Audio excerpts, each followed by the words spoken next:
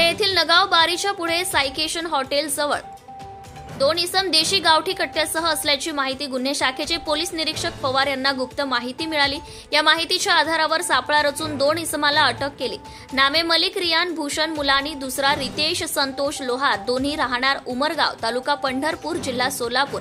हे देशी बनावटीचा गावठी कट्टा बाळगत फिरत होते। त्यांना गुन्हे शाखेने सापळा रचून ताब्यात घेऊन अंगझडती घेतली असताना मलिक मुलानी यांच्या कमरेला लावलेला पिस्टल, गावठी कट्टा व OnePlus कंपनीचा मोबाईल तसेच रितेश लोहार यांच्या खिशामध्ये 2 कारतूस मिळून आले।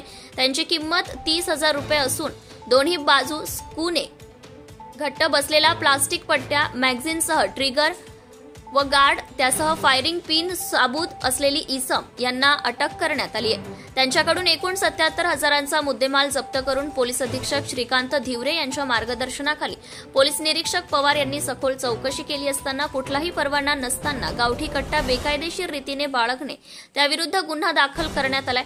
सदरची कारवाई श्रीकांत धिवरे, पोलीस अधीक्षक किशोर काळे, अप्पर पोलीस अधीक्षक यांच्या मार्गदर्शनाखाली स्थानिक गुन्हे शाखेचे पोलीस निरीक्षक श्रीराम पवार, प्रकाश पाटील, पवन गवळी, आरिफ पठाण, सचिन गोमसाळे, सुरेश भालेराव, देवेंद्र ठाकूर, मयूर पाटील अशा यांनी या कारवाईत सहकार्य केले।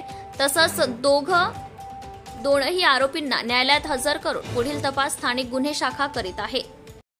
स्थानिक गुन्हे शाखा पोनी पवार आणि त्यांच्या टीमला अशी इन्फॉर्मेशन मिळाली होती की नगाव बारीच्या पुढे 2 इसमे संशयितरित्या फिरत आहेत आणि त्यांच्याकडे एक कट्टा आहे। त्यांना दोघांना कॉर्डन केले असता त्यांच्याकडून आपण एक कट्टा हस्तगत केलेला आहे, 2 जिवंत काडतूस आपण हस्तगत केलेले आहे। त्यांनी हे प्राइम ऑफिस इन्फॉर्मेशन मध्ये हे मध्य प्रदेशमध्ये त्यांनी हस्तगत केले होते।